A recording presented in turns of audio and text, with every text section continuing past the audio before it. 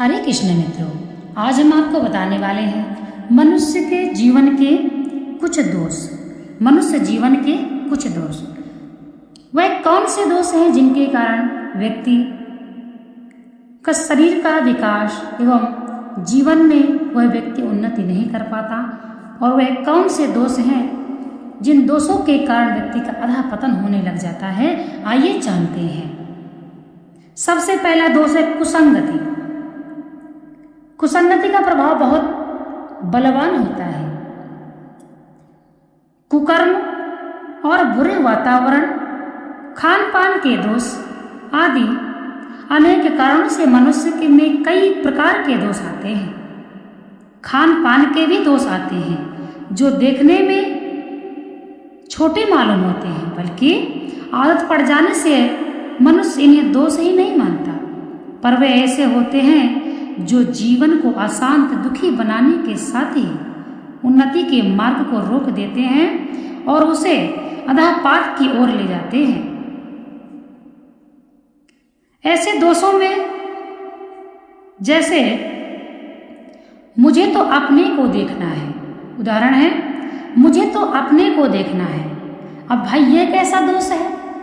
क्या यह भी दोष है? आइए जानते हैं। इस विचार वाले मनुष्य का स्वार्थ छोटी सी सीमा में आकर गंदा हो जाता है।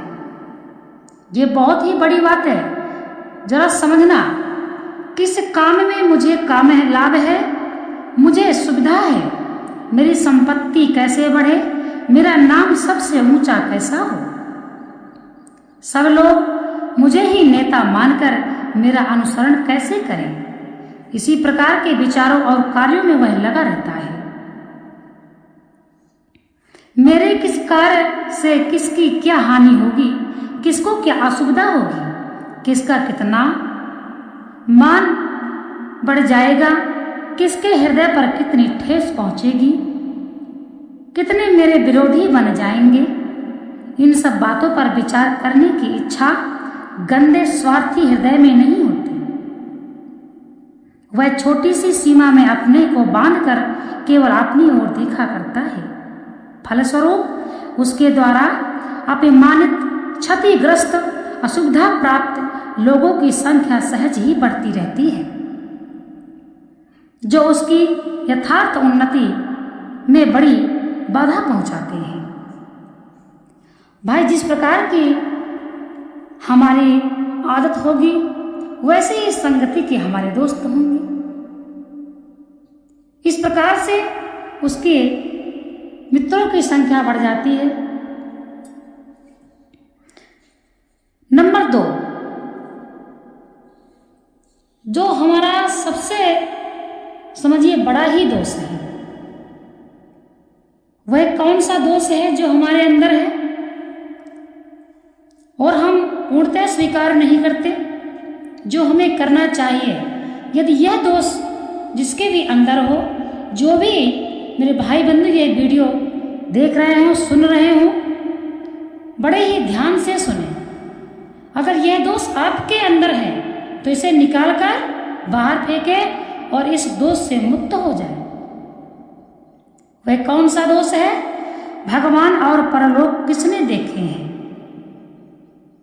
भगवान और परलोक किसने देखा है? भगवान और परलोक पर विश्वास न करने वाला मनुष्य यूं कहा करता है, ऐसा मनुष्य स्वेच्छाचारी होता है और किसी भी पाप कर्म में प्रवृत्त हो जाता है। अमुक बुरे कर्म का फल मुझे परलोक में दूसरे जन्म में भोगना पड़ेगा। यह अंतर्यामी सर्वव्यापी भगवान सब कर्मों को देखते हैं, उनके सामने मैं क्या उत्तर दूंगा। इस प्रकार के विश्वास वाला मनुष्य सबके सामने तो क्या छिप कर भी पाप नहीं कर सकता, पर जिसका ऐसा विश्वास नहीं है वह केवल कानून से बचने का ही प्रयत्न करता है। उसे ना तो बुरे कर्म से, पाप से घृणा है, न इसे किसी परलौकिक दंड का भय है। आजकल की घूसखोरी, चोर बाजारी का प्रधान कारण यही है कि लोगों को पता ही नहीं है कि आखिर जो हम कार्य कर रहे हैं उसका प्रभाव कैसा रहेगा, उसका दंड हमें कैसा मिलेगा। जब पाप और पुण्य समझता ही नहीं व्यक्ति तो वह कुछ भी करेगा। इसीलिए कहा गया है कि अपने बच्चों को पाप और पुण्य समझाएं। पाप क्या है और पुण्य क्या है, इसमें अंतर बतलाएं। और जब तक यह अविश्वास रहेगा, जब तक कानून से ऐसे पाप नहीं रुक सकते, पापों के रूप बदल सकते हैं पर उनका अस्तित्व नहीं मिटता। और जब मनुष्य का जीवन भर इस प्रकार पाप कर्म में स्वेच्छापूर्वक फंसा रहता है, तब उसकी उन्नति कैसे हो सकती है। वह तो वस्तुतः अवनति की, अधःपात की ही उन्नति और उत्थान मानता है। ऐसे मनुष्य को इस लोक में दुख प्राप्त होता है और भजन ध्यान की उससे कोई संभावना नहीं रहती। अतः मनुष्य जीवन के परम लक्ष्य भगवत प्राप्ति भी वह वंचित रहता है, क्योंकि उसे मालूम ही नहीं। उसे भविष्य में बार बार आसुरी योनि और अधम गति ही प्राप्त होती है।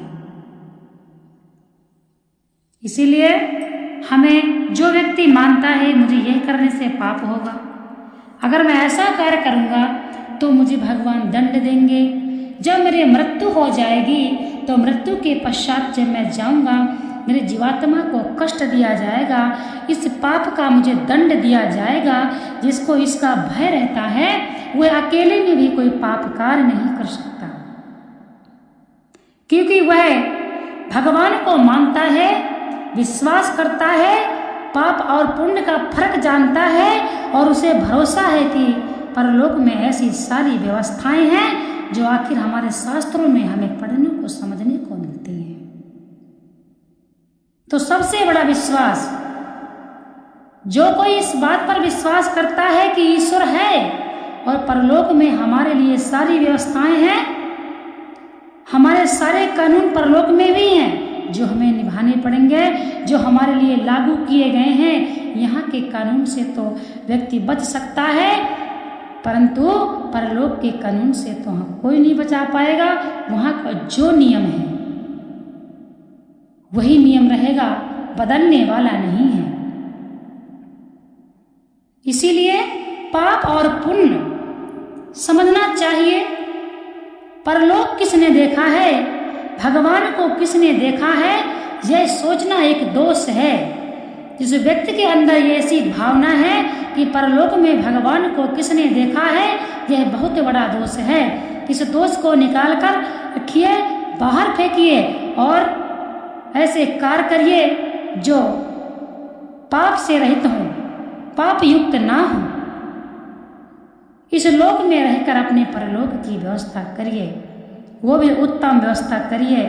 इस योनि में आकर के हम क्या भोग रहे हैं, हमें कितना सुख है, कितना दुख है, यह